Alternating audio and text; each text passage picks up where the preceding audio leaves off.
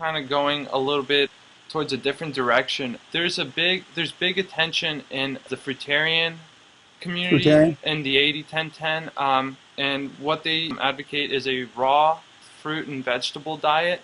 And personally, I enjoy eating a ton of fruit and Sure. banana smoothies. But I was wondering if I could get your thoughts on if Right. this is a healthy. Oh, certainly it's better than the American diet. Yeah. Certainly it's an R10 trend toward a better diet. And certainly people like this because fruit tastes good because it's full of sugar. Sure. And when you blend something, when you grind it up, you release the simple sugars, so it tastes good. I mean, carrot juice tastes better than carrots. Yeah. But this is not the human diet. Now you'll live on it. You'll live on more successfully than than you would on the Western diet for sure. The human diet is a starch-based diet. It always has been, always will be. You'll find me no populations of people throughout all of human history that lived on a raw diet or a fruit diet. I mean, Steve Jobs was a fruitarian for a short period of time. Yeah. Otherwise, you can find me some isolated people who are brave enough and strong enough to live on fruit and fruit alone. The problem with fruit is it's simple sugars. It's short-acting in terms of satisfaction of hunger drive. It just doesn't cut it. And plus, fruits are only available during a short season of the year. So if you're going to be a fruitarian in any time of history, what are you going to do in the winter? Yeah. What are you going to do in the spring? You're dead meat. Yep. That never happened. Whereas starches are available all year long. Starches store easily. You can store potatoes you freeze dry them, which they did naturally 10,000 years ago even.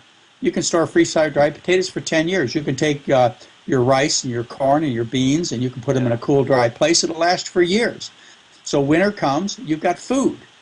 We are human beings. We have evolved above the lesser primates because of our ability to digest starch. Gorillas and chimpanzees eat fruitarian diets with perishable vegetables. We are greater primates in a sense. Whatever. I don't want to get into any arguments, but we have evolved from chimpanzees and apes, and the key to that evolution has been that we were able to tap into a high energy source that was reliable all year long throughout the entire world, and that's starch. So hopefully your folks who are fruitarians and follow raw foods diets will do it only temporarily. As I say, it's not the worst thing in the world, but it's not a practical thing in terms of large numbers of people, in terms of sustainability, in terms of the best health you will get. You must center your diet around starch, rice, corn, potatoes, as people always have, always will. It's the human diet. Starch, rice, corn, potatoes, as people always have, always will. It's the human diet. You add some fruits and vegetables. You can vary the amount here and there. If you want to eat animal foods, they're not healthy. If you want to have candy bars on Halloween, fine, that's Halloween. Mm-hmm. You want to have a piece of cake on your birthday, you'll survive it. But you can't do these things every day, all day long, which is what Americans do. So what's your response to Dr. John McDougall's stance on fruit and its sustainability and connection to health and the amount of people that could do it? He covered a lot in there as far as why he thinks fruit doesn't work. Well, I guess what are your thoughts on that? Well, typically, I don't enjoy getting into arguments first-hand or second-hand or third-hand arguments with people. Sorry, I don't mean to. I'm not trying to entice you into an argument. I don't want to knock John. Right. In any way. I don't agree with him that people were freeze-drying potatoes 10,000 years ago. I can't imagine how that would be possible. You need a vacuum in order to do freeze-drying. And I don't think people could create a vacuum 10,000 years ago. We just didn't have that technology. So I don't know how he came up with that idea. He openly admits that all of our primate cousins thrive on a diet of raw fruits and vegetables, and we have not gone through any sort of verifiable evolutionary change that makes us better equipped to deal with starches than we are with fruits and vegetables. In fact, there aren't any nutrients that you get from starches that you can't get from fruits and vegetables. So they're not giving us anything different than what fruits and vegetables already give us. But there are some things they're not giving us, typically very low vitamin C, typically if we're eating gluten-containing starches, we're gaining problems that we don't want to have.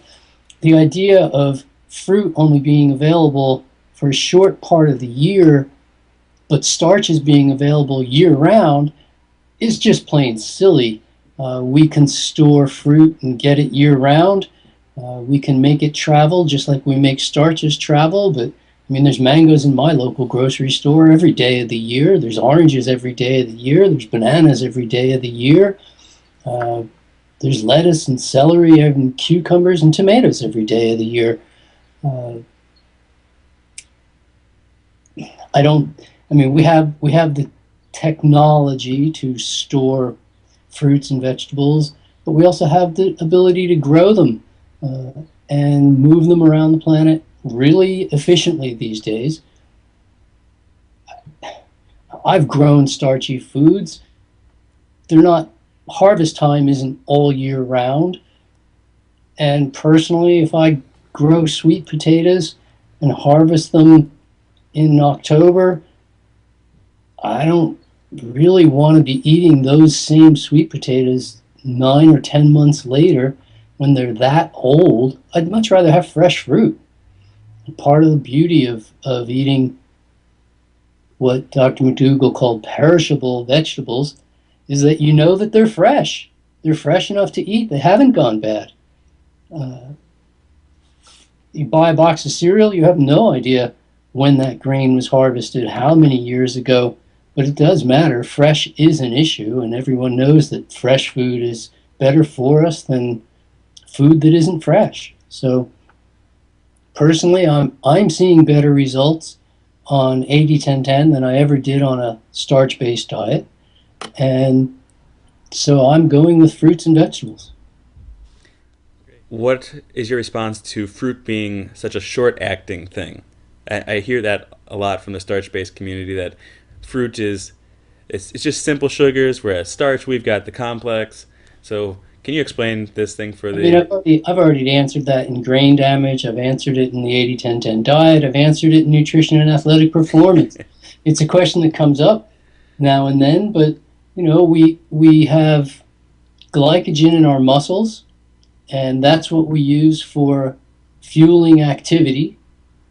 We have blood sugar, and when we dip into our blood sugar in order to fuel activity, we're very close to the danger zone. We're about to crash and burn, as they call it. I think in bicycling they call it bop till you drop. In running they call it hitting the wall.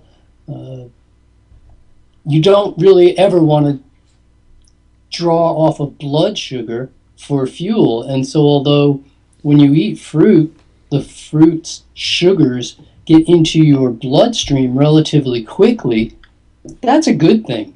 That just means it took less digestive effort to get the fruit sugars into your bloodstream.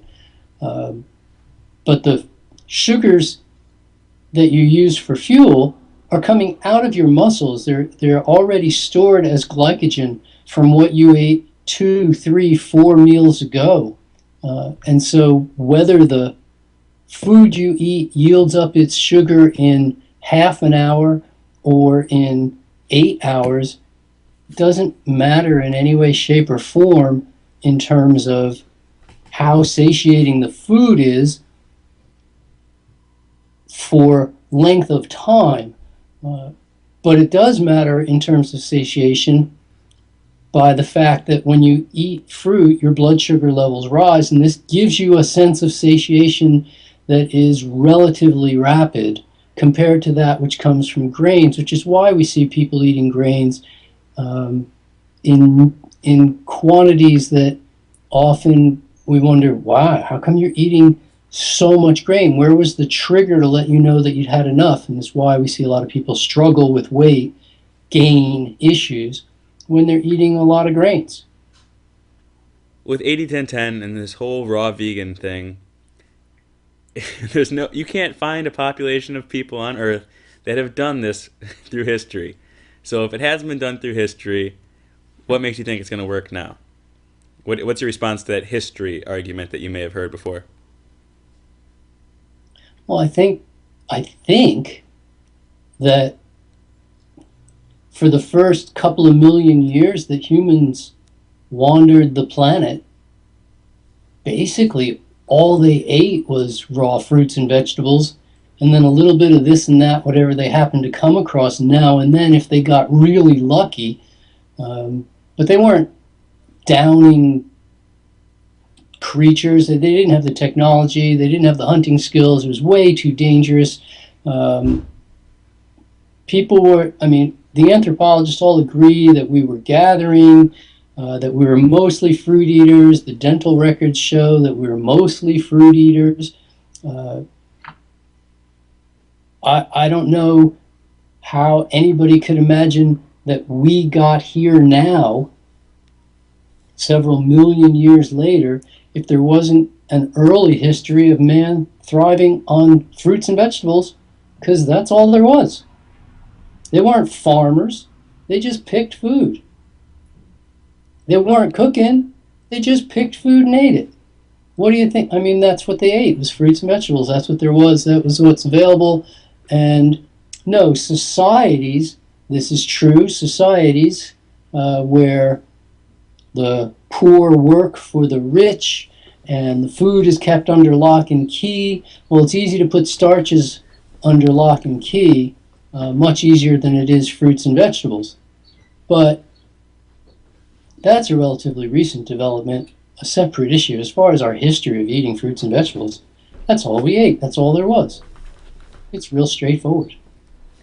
We've just gone, the only difference now is that we've gone back to it because now technology allows that food to be available to us no matter where we live.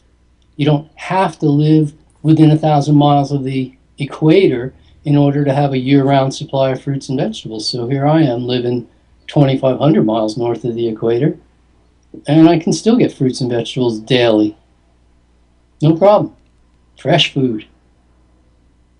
Great response, Doug.